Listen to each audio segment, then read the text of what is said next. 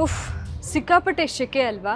AC, fan, ಈರುಳ್ಳಿ ಇಟ್ಕೊಳ್ಳಿ ಹೀಗಂತ ಕೇಂದ್ರ ಸಚಿವ ಜ್ಯೋತಿರಾದಿತ್ಯ ಸಿಂಧ್ಯಾ ಅವರು ಹೇಳಿದ್ದಾರೆ. ನಿನ್ನೆ ಮಧ್ಯಪ್ರದೇಶದಲ್ಲಿ ಒಂದು ಕಾರ್ಯಕ್ರಮದಲ್ಲಿ ಮಾತಾಡ್ತಾ ಇದ್ರು.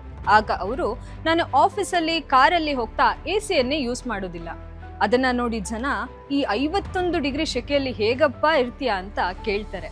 ಅವಾಗ ನಾನು ಪಾಕೆಟ್ ಅಲ್ಲಿ ಇರುವ ಈರುಳ್ಳಿಯನ್ನ ತೆಗೆದು ತೋರಿಸ್ತೇನೆ ಅಂತ ಹೇಳಿದ್ದಾರೆ. ಜೊತೆಗೆ ಇದು ನಮ್ಮ ಹಳೆ ಕಾಲದವರು ದೇಹವನ್ನ ತಂಪಾಗಿಡ್ಲಿಕ್ಕೆ ಪಾಲಿಸ್ತಾ ಇದ್ದ ವಿಧಾನ ಅಂತ ಕೂಡ ಅವರು ಹೇಳಿದ್ದಾರೆ.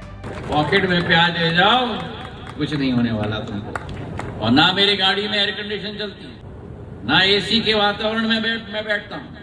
और जब लोग मुझसे पूछते हैं कि मई जून के माह में भी 51 डिग्री की गर्मी में, मैं कहता हूँ कि ये चंबल की चमड़ी है।